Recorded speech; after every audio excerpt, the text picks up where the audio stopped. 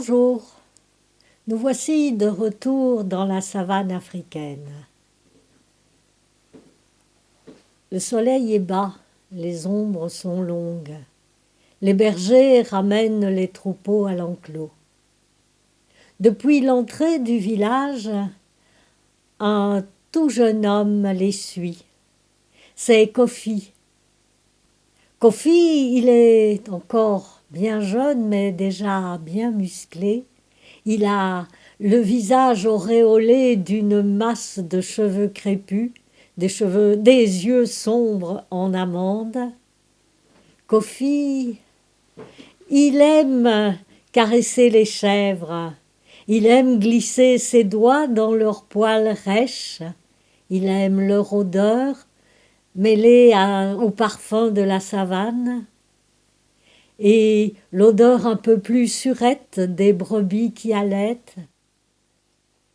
Derrière lui, de l'agitation soudain, il se retourne. Les chasseurs viennent de rentrer. Chacun commente les prises et l'un des chasseurs est beaucoup plus fêté que tous les autres. C'est le meilleur des chasseurs. C'est grâce à lui que le village mange chaque jour à sa faim. Et ce chasseur merveilleux, c'est le père de Kofi. Kofi est très fier de son père. Et le père est très fier de son fils.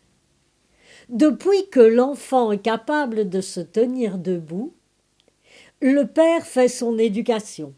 Il lui a appris à reconnaître les traces des animaux sur le sol. Lui a appris à savoir où il gîte, où il se cache. Et puis à garder l'affût pendant de longues heures, sous le vent, sans se faire remarquer. Et puis quand Kofi a grandi, il lui a appris à manier l'arc et la sagaie. Kofi sera un grand chasseur, comme son père, et le père de son père, et le père du père de son père, et ainsi depuis tant de générations que même les meilleurs griots renoncent à remonter jusqu'à l'origine. Pour devenir un chasseur, Kofi le sait, il doit aller seul dans la savane, affronter un père lion. Kofi est prêt. Il le sent, il le sait. Il se voit rentrer au village, les épaules couvertes de la peau du lion. Il sera traité en héros. Les autres chasseurs le porteront en triomphe. Les filles le regarderont avec des yeux intéressés. Et si jamais il échouait, il n'ose y penser. Il en a vu déjà rentrer la tête basse, les épaules vides, dans le regard méprisant des autres, et puis les filles qui se détournent pour rire.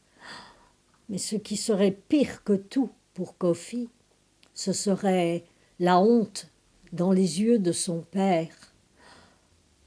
Non, jamais il n'oserait croiser son regard. Plutôt mourir. Mais tout cela n'arrivera pas.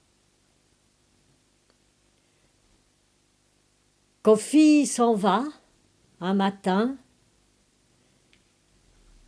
Il y a quelque temps, il a repéré une grotte bien cachée où un vieux père-lion vient se reposer tout en surveillant son domaine d'arbres rares et d'herbes hautes. Kofi arrive à proximité. Il s'arrête à l'abri derrière un buisson d'épineux. La grotte est vide. Bah, c'était loin. Il est bientôt midi. Il fait une chaleur à décourager même un lézard. Sûrement, le lion est parti au marigot pour y boire. Il va revenir. Kofi attend. Là-haut, dans le ciel, le soleil poursuit sa course. Le lion ne revient pas. Alors, Kofi s'en va jusqu'au marigot, mais au marigot non plus, pas de lion, juste une gazelle, effarouchée par son approche, elle s'enfuit. Kofi scrute les alentours, bat les buissons, pas de lion. Alors, comme le soleil commence à descendre, Kofi se voit rentrer bredouille. D'un coup de pied rageur, Kofi fait voler la poussière, puis il s'assied contre un arbre dans les herbes hautes. Et il le voit. Il est là, à quelques mètres, couché sur une pierre plate. Un lion immense, magnifique, sa tête carrée est tout entourée d'une crinière blanche. Kofi se ramasse, c'est sûr, le lion va charger. Mais le lion ne bouge pas. Alors, Kofi se dresse, il tape du pied, il crie, il fait virevolter sa sagaie. Le lion ne fait pas un mouvement. Il le regarde à travers ses yeux mi-clos, immobile. Mais qu'est-ce qui se passe? Pourquoi ce lion n'attaque pas? Un lion qui se sent en danger, il attaque, toujours. Pourquoi celui-là ne bouge pas? Kofi risque un pas en direction du lion. Un second, le lion ne bouge pas. Kofi se penche en avant. Il voit sur le poitrail de l'animal une grande tache de sang. Ah, je comprends. S'il ne bouge pas, c'est qu'il est blessé. Sans doute, il n'en a pas la force. Je vais le tuer, et puis je rapporterai sa peau sur mes épaules, et le village me fera fête, et les autres chasseurs me porteront en triomphe, et mon père sera fier de moi, et les filles me regarderont, et tout le monde me demandera de raconter mon combat, et je raconterai quoi? La vérité?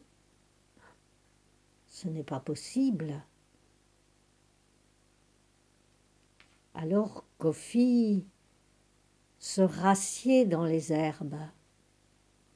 Le lion, là, le regarde toujours. Leurs regards se croisent, et dans les yeux du lion, Kofi entend « Tue-moi, garçon. Tu peux le faire. Je ne me défendrai pas. Puis tu prendras ma peau et tu rentreras chez toi. Tu seras fêté par tous. Tu raconteras ton combat. Tu l'inventeras. Qui pourrait te contredire? Mais tout au fond de toi, tu sauras la vérité. Jamais tu ne l'oublieras. Est-ce ça vraiment que tu veux, garçon?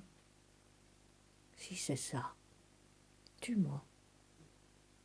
Mais tu peux aussi me laisser mourir ici, tranquille, et rentrer dans ton village, les épaules vides, affronter les regards qui se détournent, affronter la honte dans les yeux de ton père? Mais alors, garçon, tout au fond de toi, tu seras certain d'être bien meilleur que le meilleur des chasseurs. Tu as le choix. Tu as le choix. Kofi est resté toute la nuit devant le lion mourant. Puis au petit matin, il s'est levé, l'a salué de la tête, et puis il est rentré dans le village, les épaules nues, mais c'est le regard droit et la tête haute qu'il a traversé le village, sans un regard pour les yeux méprisants des autres chasseurs, ni pour la honte dans les yeux de son père. Tout droit, il est allé vers l'enclos des bêtes. Lui, il sera berger. Voilà tout. À demain.